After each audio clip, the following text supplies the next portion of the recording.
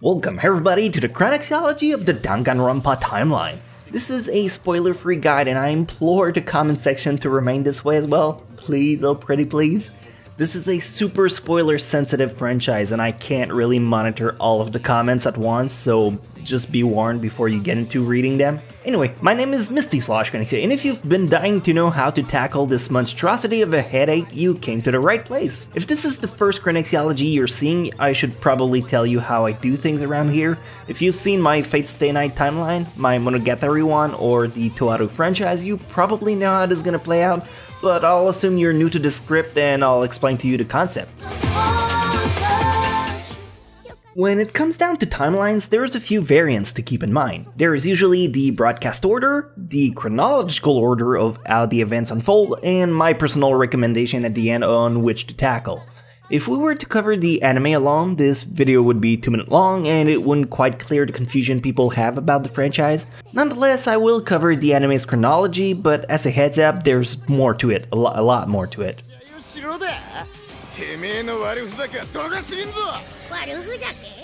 So back in 2013, Danganronpa the animation came out. Most of people who are interested in timeline probably already experienced this one.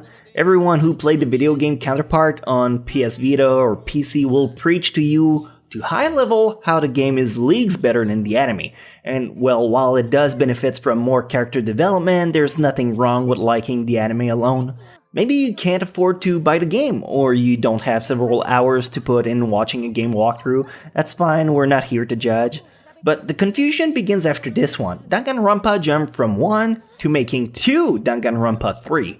One called the Future Arc, and the other one called the Despair Arc. If you only care about watching the anime, you must know you will get some major spoilers from the second game that was skipped anime-wise. But again, let's say you don't care about the game, you should alternate between Future and Despair. So after Danganronpa 1, Episode 1 through 13, Future Episode 1, Despair Episode 1, Future Episode 2, Despair 2, Future 3, etc. You get it, you're smart.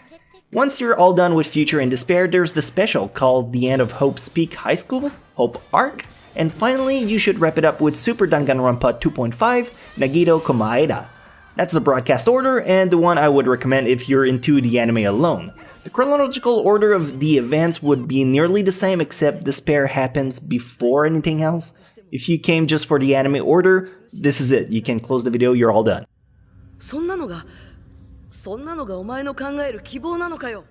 If on the other hand, you're into the whole franchise order, this is where we get twisty. Let's cover the video game as they're the core of Danganronpa.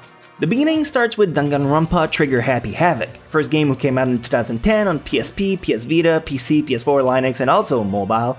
Following that was Danganronpa 2 Goodbye Despair. It was a new cast and it's super important you played those 2 games before anything else, as many spoiler trickles down from these 2.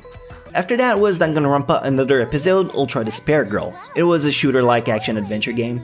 Now, for completionist's sake, I should mention Danganronpa Unlimited Battle on iOS, but that was a Japanese exclusive, and Cyber Danganronpa VR Class Trial, which was a VR title for PS4. Both Unlimited Battle and Class Trial are not mandatory, but after that, just recently came Danganronpa V3 Killing Harmony, which is basically Danganronpa 3. Not much change between the release order and the chronological one, except you could say Ultra Despair Girls happens between 1 and 2, but you should still play it after 2 cause spoilers again. So in the end I would go 1, 2, Ultra Despair Girl, and 3. That's the game's order, but wait, there's more! There's also the light novels, arguably the less important of the mediums, only for the hardcore dedicated to the franchise, but still pertinent as they provide additional character backstory. The most important one would be Danganronpa 0. If you can only read one, go with 0. Those events happened prior to Danganronpa 1, or also Trigger Happy Havoc. There's also Danganronpa Kirigiri, which is the backstory, well, Kirigiri, the purple-haired detective girl in the anime. Again, that would be before Danganronpa 1, but is very much optional. There's also Danganronpa Togami. This happens between the events in Despair and Danganronpa 1.